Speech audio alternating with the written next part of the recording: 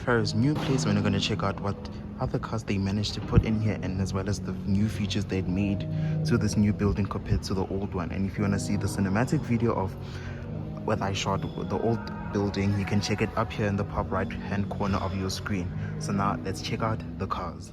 To walk through from here at the back, where you're greeted by 4 Ferraris, the FF with the V12 naturally aspirated, a Portofino which has been discontinued and been replaced by the Roma Spider. Next to it a 488, and next to that a 458.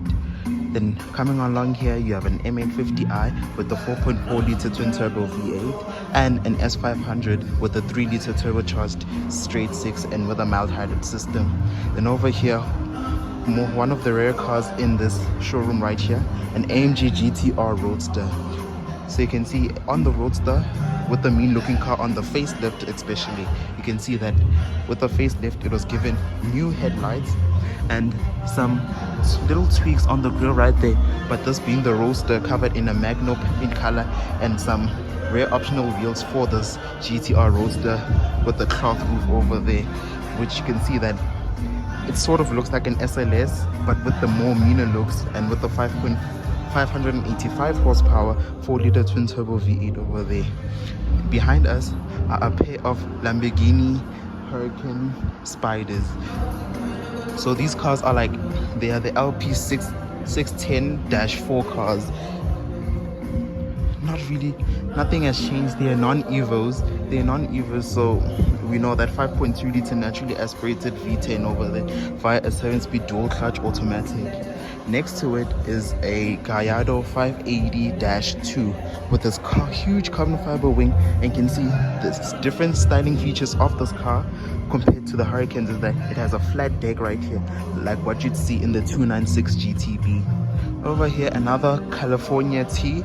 Next to that a very cool looking Portofino M with some Vossen wheels right here, gold Vossen wheels, in contrast to the cream interior and the red paint. I wonder what roof color this is.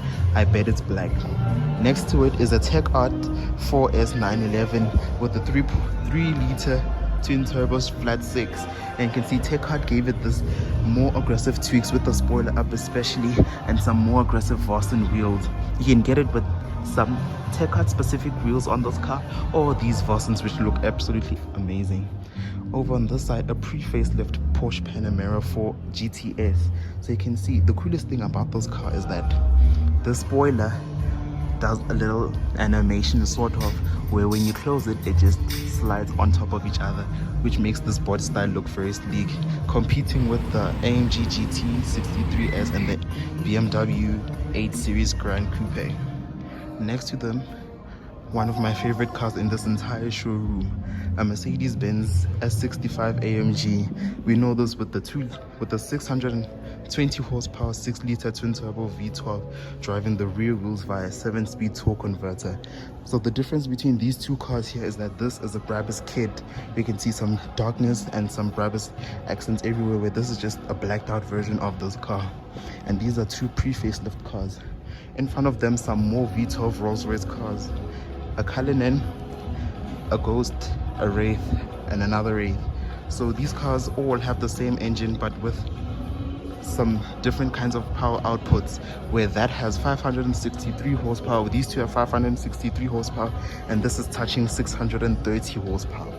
All of these engines come from BMW, from the M760Li, but of course this being a British car means that it's much more smoother than what you get in that car, and that car is very loud, which competes with these two actually. The Wraith and the two Wraiths compete with these two cars over here for performance, not for comfort, because of course those cars are well more engineered for comfort, and this is a luxury brand putting in a stupid engine in an S-Class. Next to them are a row of SUVs. We'll just come by here to go to the M cars. So over here is a Brooklyn Grey M3 competition, the rear wheel drive setup. Another blue, I don't know what they called it, I'll put it on the screen, a blue M2 G87 M2. And over here, the best color to option out an M3, Isle of Man green BMW M3 competition. And of course these cars are only coming in competition now since BMW says they're not selling as much. So you can see that this car has been widened. I've never seen this actually before. I've never actually paid attention. Is that this car is a bit wider, and you can see how wide it sits. And I think for a standard setup on wheels and spacing, it looks pretty cool. Let's come over to the side to the supercars. So here, I don't know how the LP 550-2 setup with the 5.2 liter naturally aspirated V10, and of course its competition of the time was the 458 Italia, the AMG SLS, and the Audi R8 with the V10. So those cars, the best sounding Ferrari they've ever made.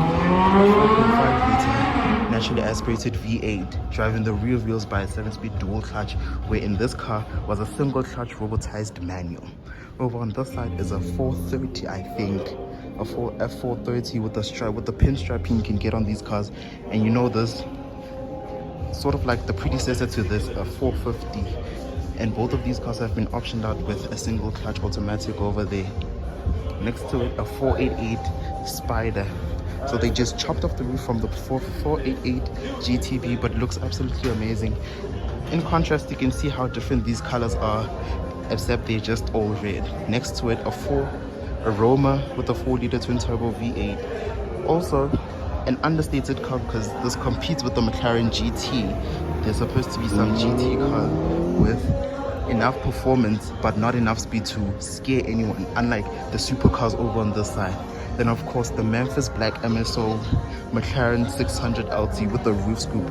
I've done a review on this, so you can check that out on my reels or shorts. On this side, a Bentley Continental GT with the W12. So let's talk about this engine actually. This engine in this car will be discontinued from next year in 2024. The 6-liter twin-turbo W12. And there's the normal car. You can get a speed.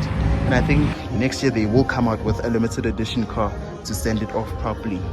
On this side, the pre-facelift S65 with a Brabus kit. So you can see over on this side, there's some forged carbon, and you can see when you don't get PPF that you get some stone chips everywhere on these cars. So recommending getting PPF on all of your supercars, and if especially you're going to do some miles in your car, kilometers. Here these two cars actually have the same engine and the same dynamics. So that 4.4 liter twin turbo V8 with 530 horsepower and 750 newton meters of torque, driving all four wheels by an 8-speed torque converter automatic. Of course, this being an 8 series means that it looks absolutely meaner than this car, even if they facelifted this car like in 2020 or 2021.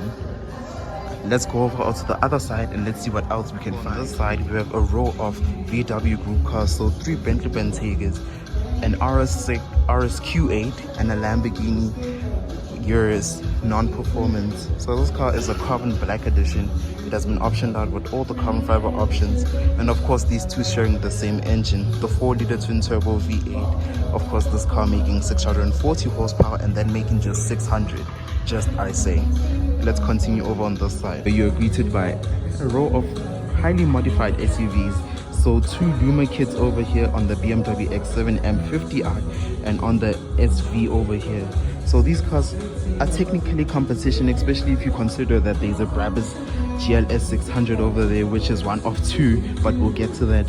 So this car with a 5-liter supercharged V8 and this with a 4.4-liter twin turbo V8. Similar performance, but this of course being a BMW means that they quoted this car for 750 newton meters of torque with 530 horsepower. But we don't know what's going on with this engine because they put the same engine in the Land Rover Vogue, and this beats it by a mile. Over on this side, so this is a 1 of 2 Maybach GLS by Brabus. So this is not the performance kit but the Brabus kit only, and not with the full interior, You can see we have the same wheels you'd get with the performance version, the GLS 600. Looks pretty cool. Tell me what you guys think in the comments down below. Would you pick this? Would you want to upgrade and pay more for the performance version of this car? But I signed up for a video over here, but this was Pharaohs at Santon at their new home. They just recently moved, so we're gonna kick to a cinematic video right now, and I hope you enjoy these cars.